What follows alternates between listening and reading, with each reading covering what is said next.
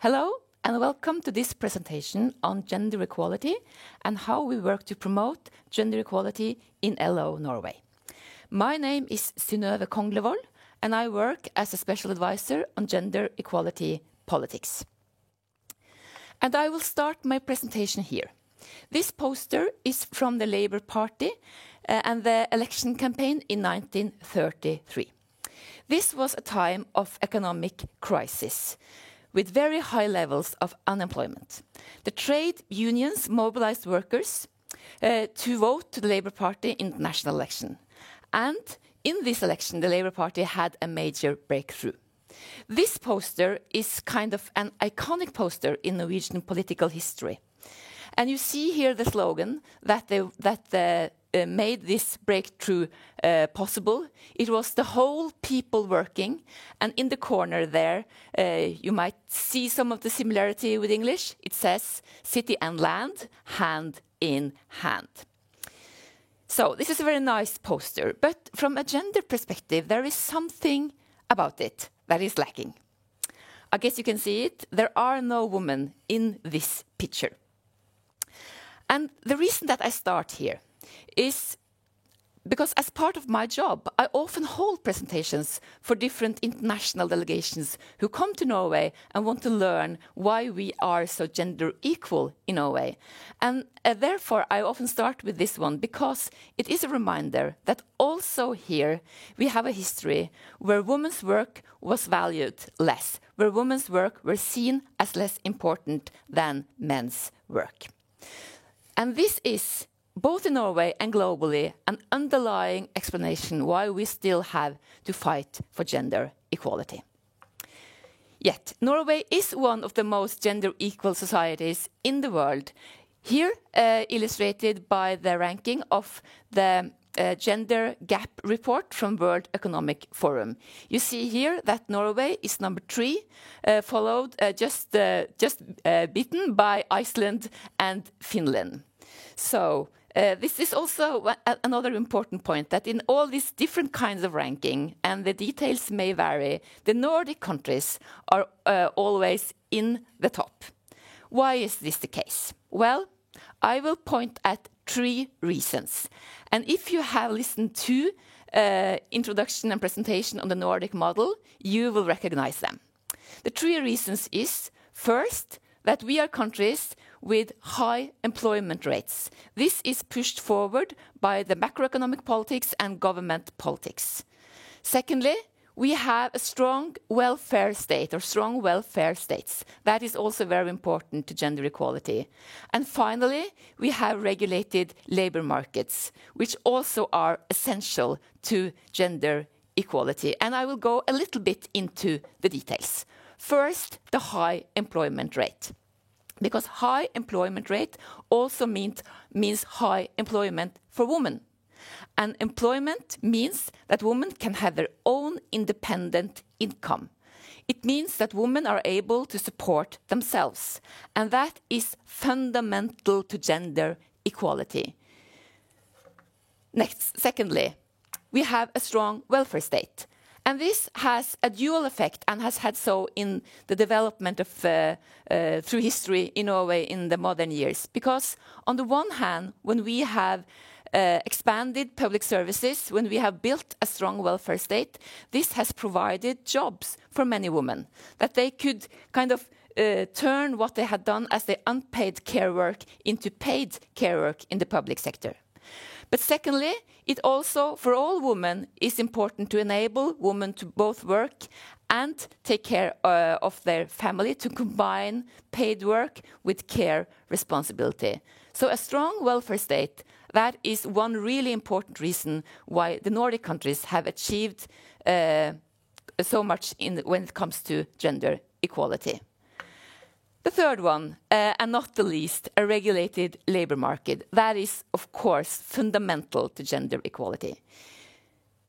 To say it in one way, it doesn't help so much with parental leave if you risk getting fired when you tell the boss that you are pregnant.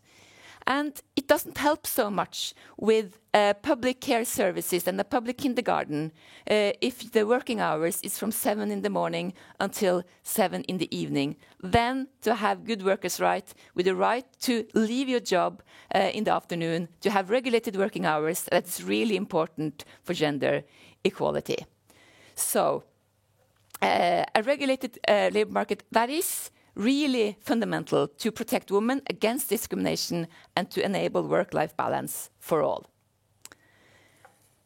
Added to these three elements of the Nordic model that we have talked about, it is also really important that we have had an active gender equality politics in Norway for several decades. Here is another very nice picture. This is from 1986, and it shows the Brundtland government after it had been appointed and standing in front of the castle in Norway. Gro Harlem Brundtland in the white jacket, she was the prime minister, and she pushed all her female ministers to the front. These ministers, they were more than poster girls. And the prime minister herself, she started her public life as a young medical doctor, arguing for the right of women to self-decision in the matter of abortions. And together, these women, they fought for real changes in women's rights and gender equality in Norway.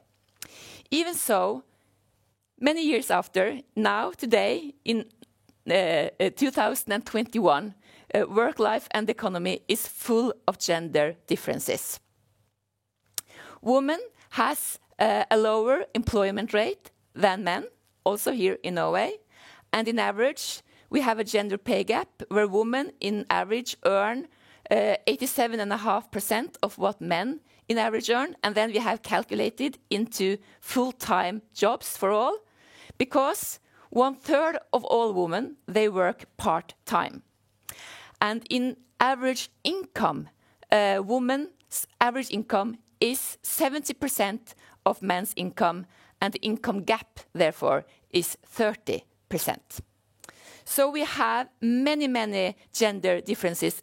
These are just a few. So how do we work then in LO Norway to promote gender equality? In this presentation, I have divided between two main strategies. That's the offense strategy and the defense strategy. And I will start with the last one, the defense strategy. Well, really important then is to keep and develop the basics of the Nordic model, the one which I have talked about today. The strong welfare state, the full employment, the politics for full employment, to promote full employment, and the regulated labor market. Secondly, it's also really important that we mobilize when we see that fundamental rights of women are challenged. This is a third, I would say, very nice picture that I have brought to you today. It is from the main square in Oslo where demonstrations take place, just next to where LO Norway is located. This is from 8th of March, and women marching to protest against the previous government's several attacks on the free choice to abortion of women. They did this in different ways, not as severe as we can see in many other European countries, but still we did not accept any limitations to the right to safe and self-decided abortions. On the offense side, I will focus on two examples. First one is to promote full-time work as the rule for all workers, also for women. The second one is addressing sexual harassment in the world of work, but also within our own organizations. This figure is showing something really essential when it comes to part-time work.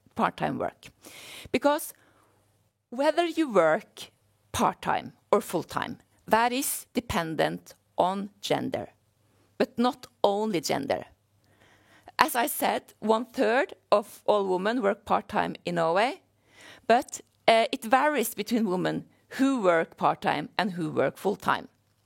It also varies. It varies due to your position in the labor market, where you work, or what kind of occupation you work in.